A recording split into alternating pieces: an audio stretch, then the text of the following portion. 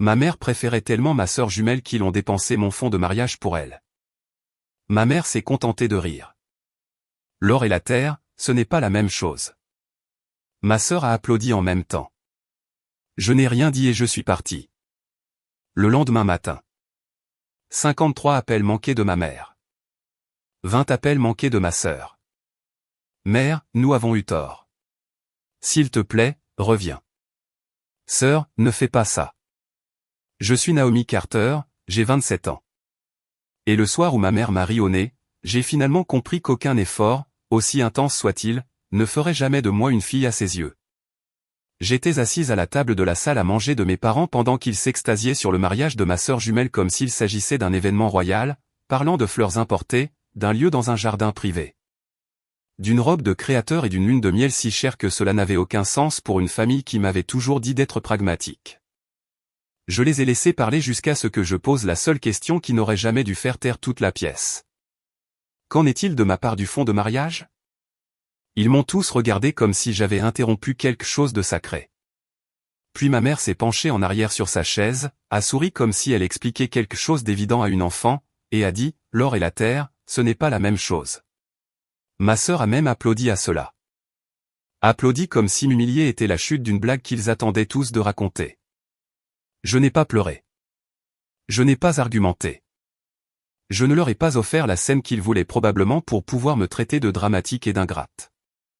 Je me suis simplement levé, j'ai pris mes clés, je suis sorti de la maison et j'ai conduit toute la nuit sans répondre à un seul appel.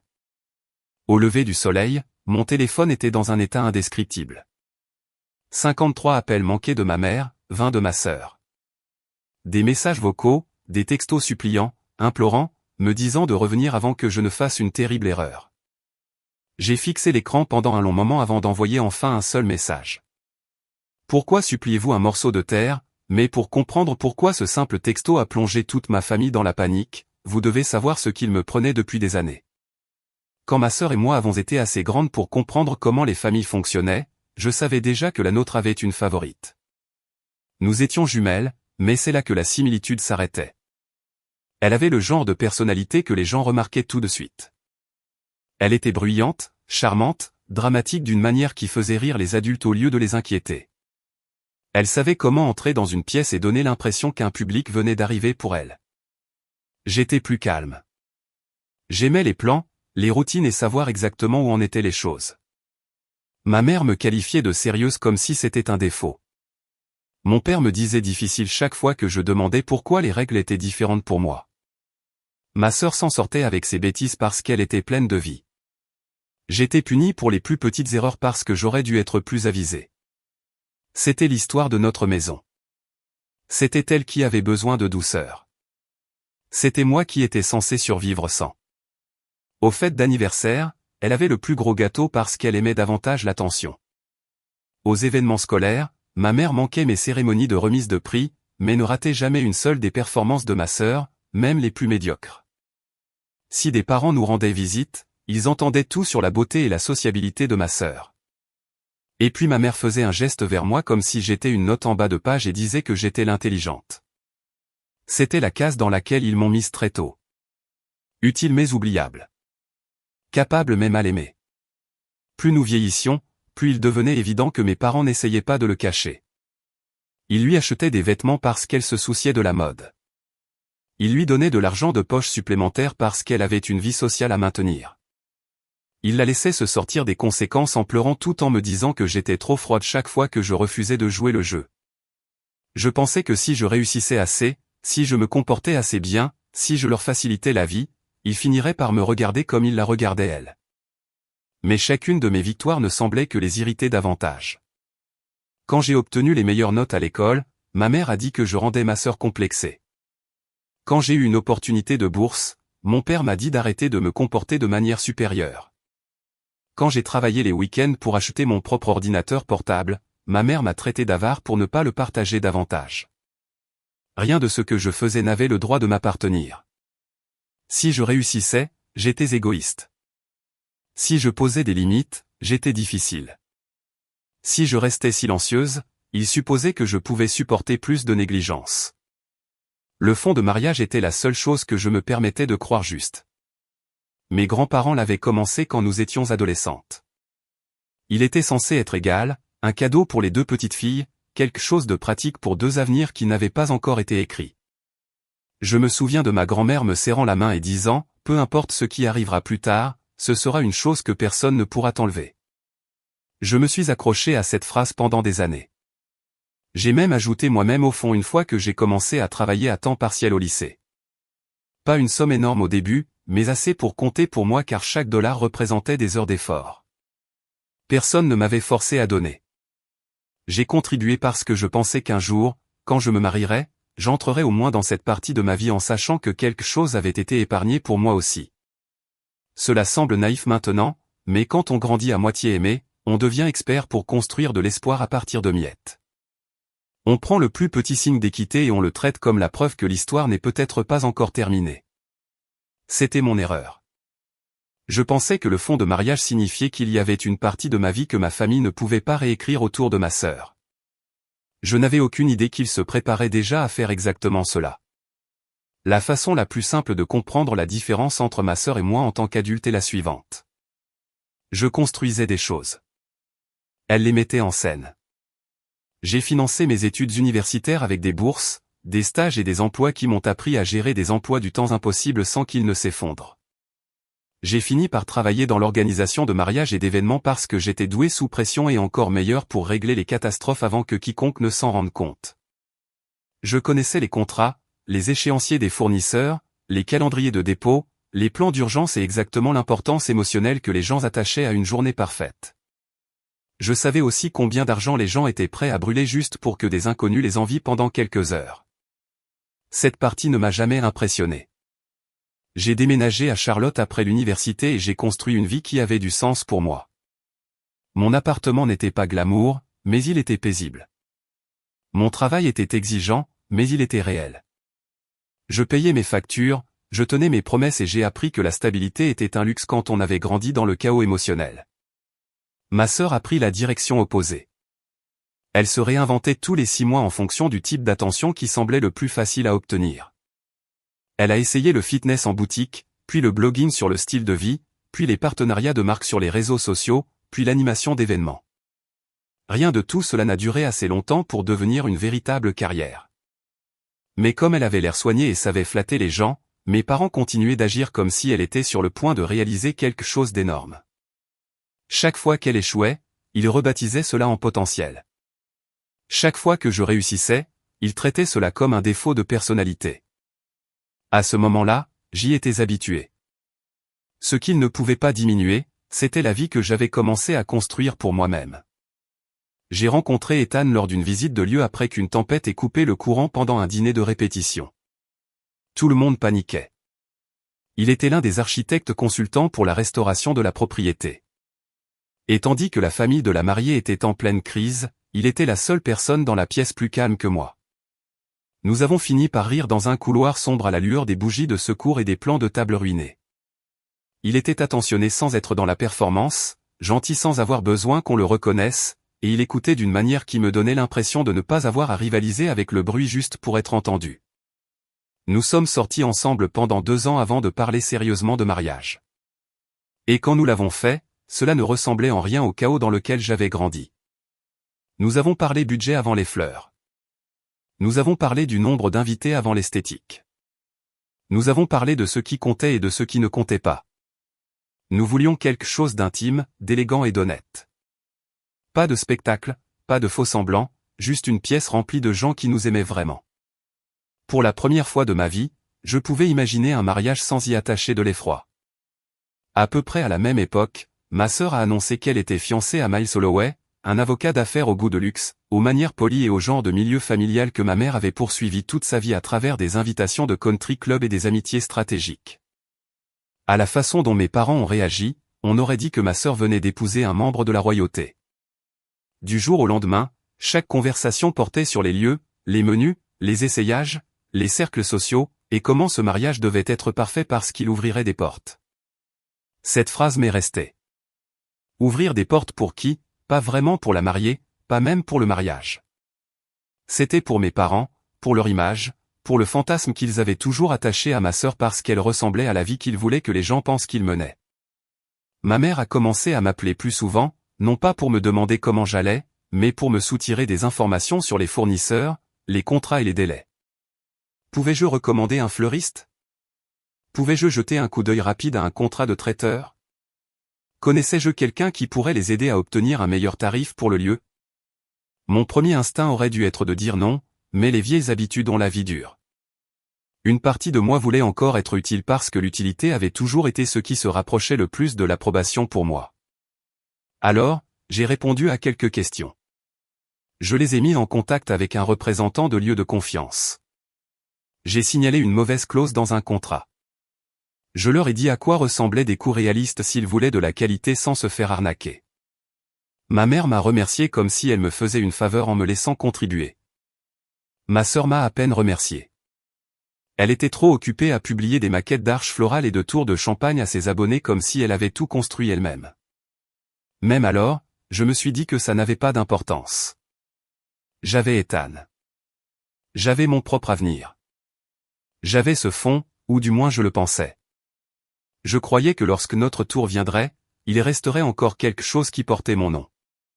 Je ne comprenais pas encore que pour ma famille, ma compétence n'était jamais quelque chose à honorer. C'était juste une autre ressource à épuiser. Le dîner où tout a finalement éclaté a commencé comme toutes les autres réunions de famille dans la maison de mes parents. Trop de performances, trop de faux-semblants. Ma mère m'avait invité pour ce qu'elle appelait un petit dîner de planification avant la dernière ligne droite du mariage. J'ai failli ne pas y aller, mais Ethan m'a encouragé à maintenir des relations cordiales si je le pouvais. Il n'avait pas grandi dans une famille comme la mienne, mais il comprenait assez pour savoir que je pleurais toujours la famille que j'aurais aimé avoir, pas celle qui existait. Alors j'ai fait la route pour la soirée, apportant une bouteille de vin et l'espoir stupide que peut-être cette fois, ils se comporteraient au moins comme des gens décents le temps d'un repas. Ma sœur rayonnait de cette manière soigneusement maîtrisée qu'elle avait toujours quand elle savait que tous les yeux étaient sur elle. Ma mère n'arrêtait pas de sortir des classeurs, des échantillons et des plans de table comme si elle organisait une campagne au lieu d'un mariage. Mon père parlait de chiffres d'une manière vague et suffisante qui suggérait qu'il voulait paraître important sans jamais rien dire de concret. Pendant la première demi-heure, j'ai surtout écouté. Puis ma mère a commencé à discuter d'une amélioration de dernière minute du forfait du lieu. Plus de fleurs, un meilleur éclairage, une option de transport de luxe pour les invités dont personne n'avait vraiment besoin. J'ai posé la question doucement au début. J'ai dit, si vous dépensez à ce niveau, qu'est-ce que cela signifie pour le reste du fonds de mariage? Ma mère s'est arrêtée de bouger. Ma sœur a baissé les yeux sur son assiette. Mon père s'est éclairci la gorge et a pris son verre d'eau. J'ai su à ce moment-là. Je ne savais juste pas à quel point c'était grave. J'ai demandé à nouveau, plus directement cette fois. Qu'est-ce que cela signifie pour ma part? Ma mère a posé sa fourchette et m'a lancé un regard que j'avais vu toute ma vie. Celui qui disait que j'allais être puni pour avoir ruiné sa version préférée de la réalité. Elle a dit, il n'y a plus vraiment de ta part. La plus grande partie est allée dans le mariage de ta sœur. Elle l'a dit nonchalamment comme si elle expliquait la météo. Je l'ai fixé. J'ai demandé, et l'argent que j'y ai mis? Elle a haussé les épaules. Nous contribuons tous à la famille, Naomi. Puis j'ai posé la question qui l'a fait sourire. Donc vous avez dépensé l'argent de mes grands-parents et mon argent pour elle et n'avez jamais prévu de me le dire. Elle s'est penchée en arrière sur sa chaise, a croisé les bras et a ri. Pas un rire nerveux, pas un rire embarrassé, un rire cruel. L'or et la terre, ce n'est pas la même chose, a-t-elle dit. Ta sœur se marie dans un monde où les apparences comptent. Cet investissement a du sens. Toi et Ethan, vous faites un petit truc de bon goût. Vous n'avez pas besoin du même genre d'aide. Pendant une seconde, je n'ai honnêtement rien entendu dans la pièce. C'était comme si mon corps était devenu silencieux de l'intérieur. Puis ma sœur a applaudi une fois, un son sec et suffisant, et a dit, maman est dure. Mais elle n'a pas tort. Je pense que c'est à ce moment-là que quelque chose de permanent en moi s'est refroidi. Parce que toute ma vie, j'avais imaginé un point de rupture comme une grande explosion dramatique. Je pensais que si jamais j'étais poussé trop loin, je finirais par crier. Au lieu de cela, je suis devenu très calme.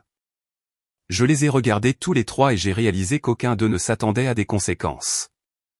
Ils s'attendaient à de la douleur, peut-être des larmes, peut-être une dispute qu'ils pourraient transformer en preuve que j'étais instable et jalouse. Ce à quoi ils ne s'attendaient pas, c'est que je devienne stratégique. Alors, je me suis levé. Ma mère m'a dit de ne pas être dramatique. Mon père a dit que nous pourrions en discuter plus tard. Ma sœur a levé les yeux au ciel et a demandé si j'allais sérieusement gâcher l'ambiance pour de l'argent. J'ai pris mon sac, mes clés et mon manteau. Je n'ai rien dit. Je suis sorti alors que ma mère m'appelait encore. Dès que je suis monté dans ma voiture, je n'ai pas pleuré. J'ai ouvert mon ordinateur portable parce que, dans leur empressement à organiser un mariage de luxe qu'ils ne pouvaient pas réellement se permettre, ils s'étaient appuyés sur mon accès professionnel plus qu'ils ne le réalisaient. Le représentant du lieu qu'ils utilisaient avait accepté une réservation temporaire grâce à ma recommandation. Le fleuriste avait approuvé une réduction via un code de parrainage lié au réseau de mon entreprise. Un fournisseur de transport n'avait retardé le paiement intégral que parce que je m'étais porté garante que cette famille ne me mettrait pas dans l'embarras. J'ai envoyé 3 courriels et passé 2 appels avant même de sortir de l'allée. Tout était professionnel, tout était clair. J'ai informé les fournisseurs que je retirais mon parrainage personnel et professionnel de tous les arrangements de flexibilité en attente liés au mariage Carter-Holloway. J'ai précisé que je n'étais pas financièrement responsable des soldes impayés et que personne ne devait se fier à mon nom ou à ma réputation à l'avenir. Je n'ai demandé à personne d'annuler quoi que ce soit. Je n'en avais pas besoin. J'ai simplement retiré le soutien sur lequel ils avaient bâti leur fantasme. Puis je suis retourné à Charlotte en conduisant toute la nuit, mon téléphone face contre le siège à côté de moi. Quand je suis rentré, j'avais cet appel manqué. Au lever du soleil, c'était plus de 70, 53 de ma mère, 20 de ma sœur. Un flot de messages vocaux qui passait de l'indignation à la panique en moins de 6 heures. Le lieu avait besoin d'une confirmation immédiate. Le fleuriste suspendait la production. Le transport était suspendu jusqu'à ce que le paiement soit effectué. La maquilleuse de ma sœur avait entendu dire qu'il y avait des problèmes de contrat et voulait être rassurée. Pour une fois dans leur vie, ils n'appelaient pas parce qu'ils voulaient quelque chose de moi discrètement. Ils appelaient parce que tout ce qu'ils avaient construit en me marchant dessus était en train de vaciller. J'ai écouté un message vocal de ma mère où elle semblait essoufflée, furieuse et effrayée tout à la fois. Naomi, rappelle-moi tout de suite. Tu vas trop loin. Puis un de ma sœur, la panique perçant sous son attitude. Ne me fais pas ça. Ne gâche pas mon mariage parce que tu es amère. J'ai fixé l'écran pendant un long moment avant de taper ma réponse. Pourquoi suppliez-vous un morceau de terre? Puis j'ai éteint mon téléphone et je me suis enfin endormi. Quand je me suis réveillé cet après-midi-là, je m'attendais à me sentir coupable. J'avais été formé à la culpabilité. Toute mon enfance m'avait conditionné à croire que refuser mon aide à des gens qui me traitaient mal était en quelque sorte plus honteux que la façon dont ils me traitaient. Mais ce n'était pas de la culpabilité que je ressentais. Ce n'était pas de la joie exactement, pas de la vengeance au sens caricatural que les gens imaginent en entendant ce mot. C'était le soulagement profond, presque inconnu, de comprendre enfin que je n'avais pas à continuer de me porter volontaire pour être le pont que les gens brûlaient tout en se tenant dessus. Mon téléphone explosait encore quand je l'ai rallumé. Ma mère était passée en mode victime. Comment as-tu pu faire ça à ta propre famille après tout ce que nous avons fait pour toi? Mon père, qui avait à peine parlé la veille au soir, a envoyé un message froid, m'accusant de saboter ta sœur par jalousie. Ma sœur a parcouru toutes les versions d'elle-même en une seule conversation.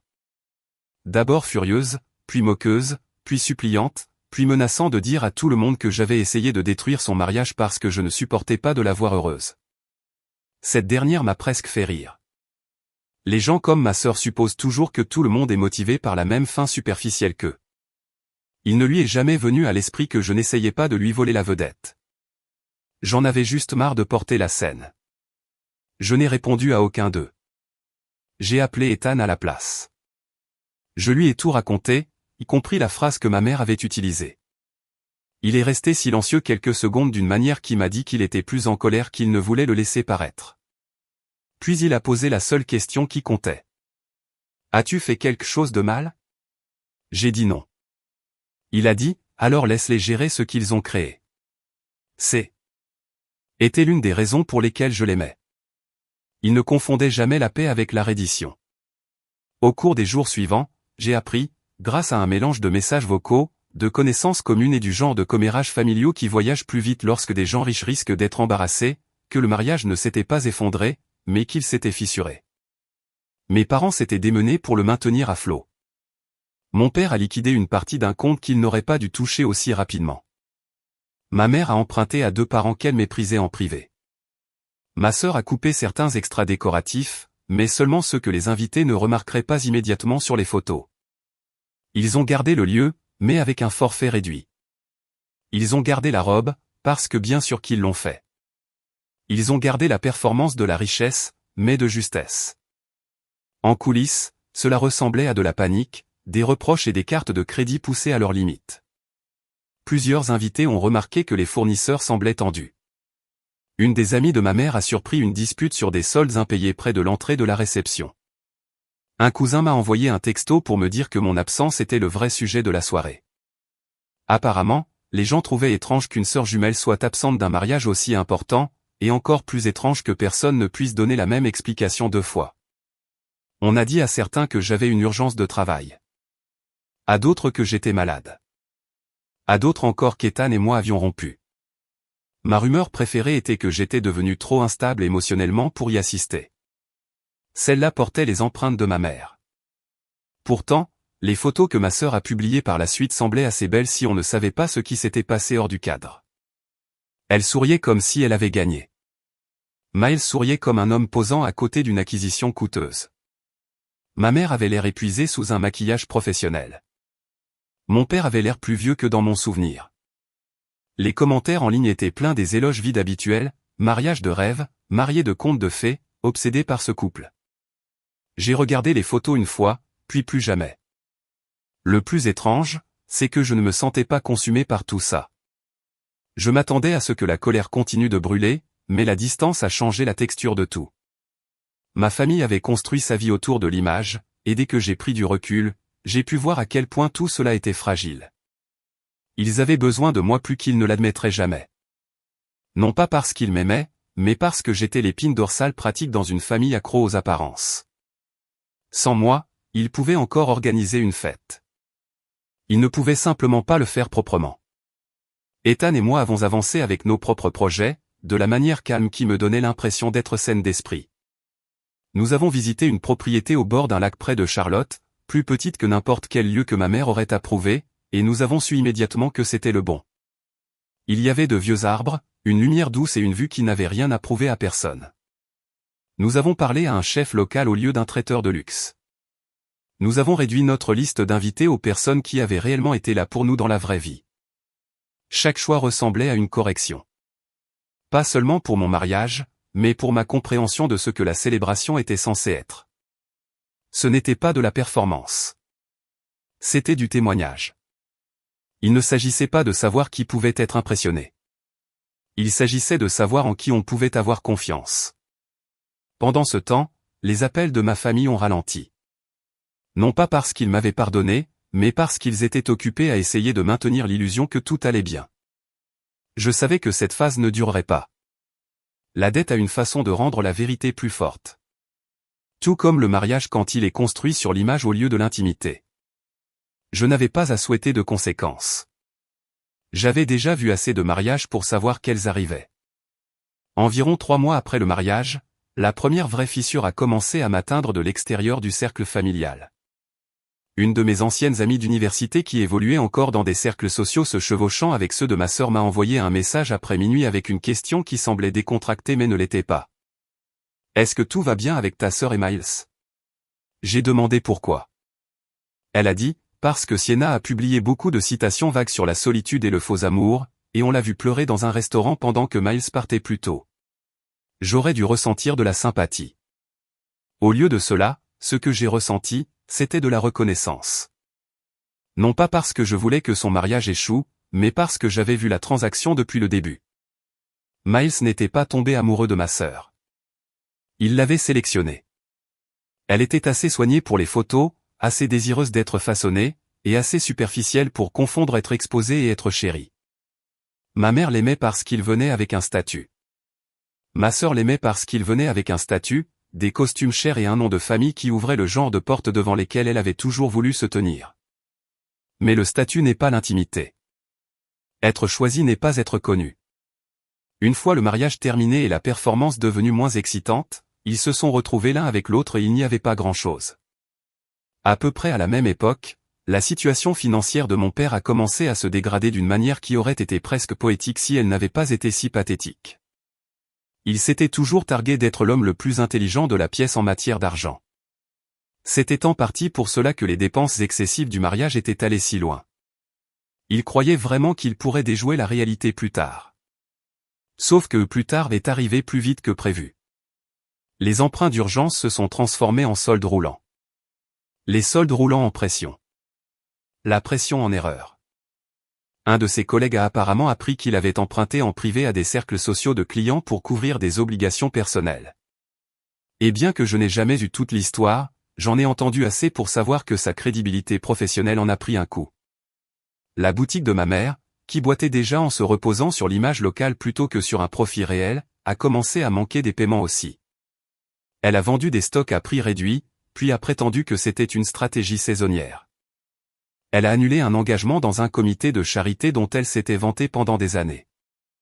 Les amis qu'elle avait l'habitude de recevoir ont cessé d'appeler aussi souvent une fois qu'il n'y avait plus de table soignée où s'asseoir. Mes parents avaient passé si longtemps à soigner l'apparence de la stabilité qu'ils ne savaient pas comment survivre sans applaudissements. C'est à ce moment-là que les messages ont recommencé. Ils sont venus par des numéros que je ne connaissais pas, par des parents éloignés, par une vieille voisine qui m'a laissé un long message vocal sur le fait que la famille, c'est la famille, quoi qu'il arrive. Ma mère m'a écrit une lettre et l'a envoyée à mon bureau. Pas à mon appartement, à mon bureau.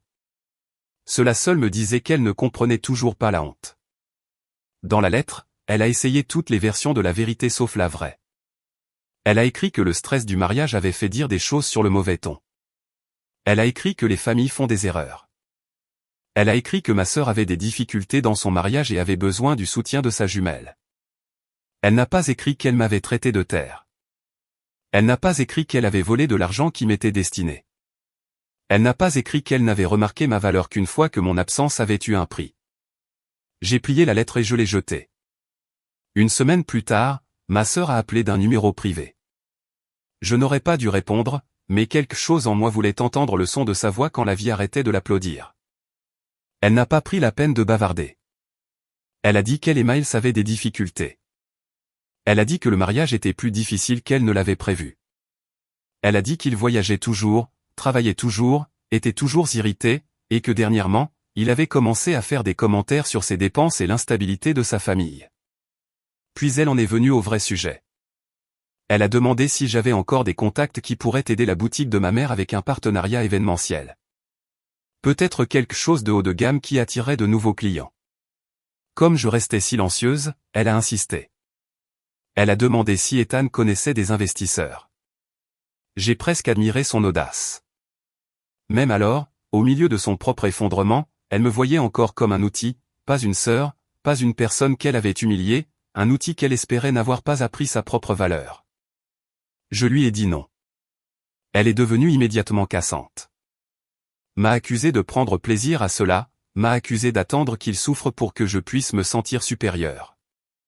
C'est à ce moment-là que j'ai finalement dit quelque chose qui était vrai depuis des années. Je n'ai pas besoin que tu souffres pour savoir qui je suis. J'avais juste besoin d'arrêter de te laisser en décider. Elle m'a raccroché au nez. Peu de temps après, une connaissance de la famille m'a dit que mes parents se préparaient discrètement à vendre leur maison et à déménager dans un endroit beaucoup plus petit. Officiellement, ils voulaient moins d'entretien. Officieusement, la dette les étouffait. La même maison où j'avais passé des années à m'entendre dire que mon rôle était de comprendre, de m'adapter, de donner plus, était maintenant une chose de plus qu'ils ne pouvaient pas se permettre de garder. Ethan m'a trouvé assise dans notre cuisine le soir où j'ai appris cette nouvelle, le regard vide. Il m'a demandé si j'allais bien. Je lui ai dit que je ne savais pas ce que je ressentais. Il n'y avait aucun triomphe là-dedans, juste une étrange douleur pour le fait que les gens peuvent détruire leur propre vie juste pour protéger leur fierté. Il s'est assis à côté de moi et a dit quelque chose que je n'ai jamais oublié. Certaines personnes préféreraient tout perdre plutôt que d'admettre qu'elles ont eu tort envers la seule personne qu'elles ont le plus maltraitée. Il avait raison. Ma famille ne s'effondrait pas parce que je les avais abandonnés. Ils s'effondraient parce que chaque choix majeur qu'ils faisaient était conçu pour préserver un mensonge. Le mensonge que l'image comptait plus que le caractère. Le mensonge que le favoritisme n'avait pas de coût. Le mensonge que l'enfant qui maintenait tout en état de marche resterait toujours assez proche pour être utilisé. À ce moment-là, j'en avais fini de confondre leurs urgences avec ma responsabilité. J'avais passé trop de ma vie à payer des intérêts émotionnels sur des dettes que je n'avais jamais contractées. S'ils étaient enfin forcés de faire face à ce qu'ils avaient construit, alors ce n'était pas de la cruauté. C'était la conséquence. La dernière fois qu'ils ont essayé de me joindre, c'était près de 8 mois après ce dîner. À ce moment-là, Ethan et moi avions presque terminé toute la planification de notre mariage. Nous avions nos invitations, notre menu, notre musique et une liste d'invités si intentionnelle que chaque nom dessus me rendait plus calme au lieu de me sentir obligé. Ma vie était devenue si stable que le chaos d'où je venais ressemblait à un pays étranger. Puis un soir, alors que je quittais le travail, mon téléphone a sonné avec un appel vidéo d'un numéro inconnu. J'ai failli l'ignorer, mais quelque chose m'a poussé à répondre. Le visage de ma mère a d'abord rempli l'écran, plus âgée et plus mince que dans mon souvenir, son maquillage disparu, sa posture effondrée d'une manière que je n'avais jamais vue. Mon père était à côté d'elle, l'air de quelqu'un pour qui la fierté était finalement devenue trop lourde à porter. Et derrière eux, sur le bord d'un canapé dans ce qui n'était clairement pas leur ancienne maison, était assise ma sœur. Silencieuse. Pas de coiffure parfaite, pas de suffisance, plus d'applaudissements en elle. Pendant un moment, aucun de nous n'a parlé. Puis ma mère s'est mise à pleurer. De vrais pleurs, pas le genre théâtral qu'elle produisait en public quand elle voulait de la sympathie. Elle a dit mon nom comme les gens le disent quand ils ont épuisé toutes les autres stratégies. Elle m'a dit qu'ils avaient fait de terribles erreurs. Elle m'a dit qu'ils avaient perdu la maison. Elle m'a dit que ma sœur et Miles se séparaient et que le divorce devenait sordide. Elle m'a dit que la carrière de mon père était endommagée et que les choses n'étaient plus faciles. Puis elle a dit les mots que j'avais attendu toute ma vie d'entendre et dont je n'avais plus besoin. Nous avons eu tort. Je l'ai regardé et j'ai réalisé que des excuses sans responsabilité sonnent toujours incomplètes. Alors j'ai posé la seule question qui comptait. Tort à propos de quoi? Elle a fermé les yeux une seconde comme si la réponse lui faisait physiquement mal. Tort à ton sujet, a-t-elle dit. Tort sur ta valeur. Tort sur la façon dont nous t'avons traité. Tort d'avoir choisi les apparences plutôt que l'équité. Ma sœur ne voulait toujours pas regarder la caméra. Mon père a finalement parlé et a dit qu'il aurait dû arrêter ça des années auparavant.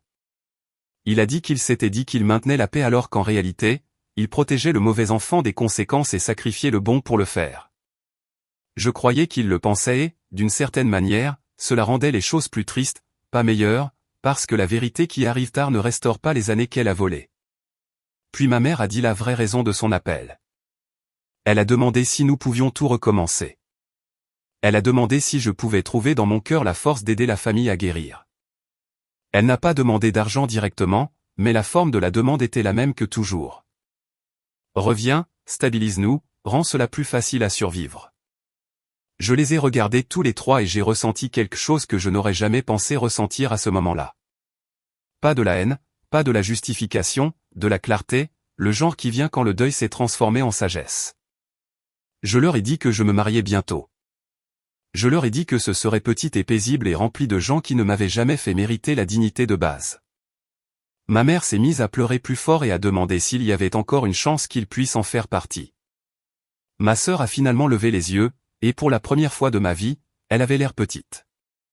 Non pas parce que la vie l'avait rendue humblement bonne, mais parce qu'elle lui avait enlevé le public qu'elle confondait autrefois avec de l'amour. J'ai pris une grande inspiration et je leur ai donné la vérité qu'ils avaient passé des années à éviter.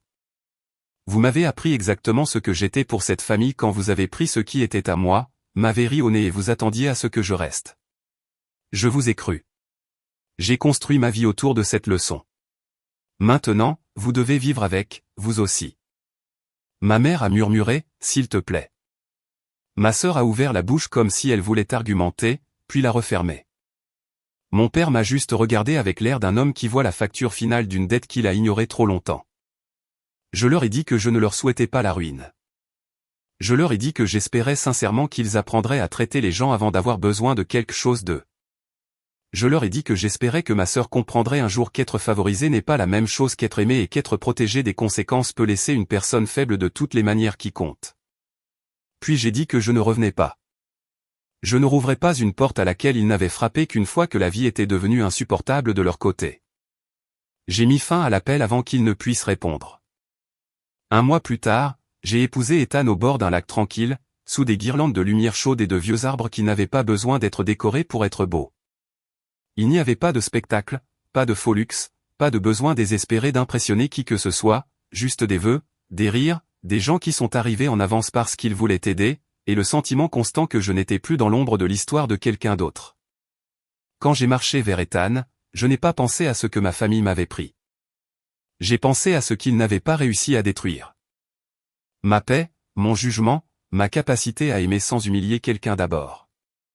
C'était, plus que tout, la fin à laquelle ils ne s'attendaient jamais. S'il y a une leçon à tirer de ce qui s'est passé, ce n'est pas seulement que la cruauté finit par se retourner contre vous, bien que ce soit souvent le cas. C'est que le favoritisme empoisonne tout ce qu'il touche. Il nuit à l'enfant qui est négligé, mais il vide aussi de sa substance l'enfant qui est adoré en lui apprenant que l'amour peut être remplacé par l'indulgence et que la valeur vient de l'apparence plutôt que du caractère. Il apprend aux parents à confondre le contrôle avec l'attention et l'image avec le succès jusqu'à ce qu'ils se réveillent entourés des débris de leur propre choix. Et il enseigne à l'enfant négligé l'une des leçons les plus dures de toutes. Que parfois, la guérison commence au moment où vous cessez de supplier d'être traité équitablement par des gens qui profitent de votre silence. La famille devrait être le premier endroit où une personne apprend la dignité, pas l'endroit où elle la perd. L'amour sans respect n'est pas de l'amour. Le pardon sans changement n'est pas la réconciliation. Et protéger votre paix des gens qui ne reconnaissent votre valeur qu'une fois qu'ils en ont besoin n'est pas de la cruauté. C'est le respect de soi.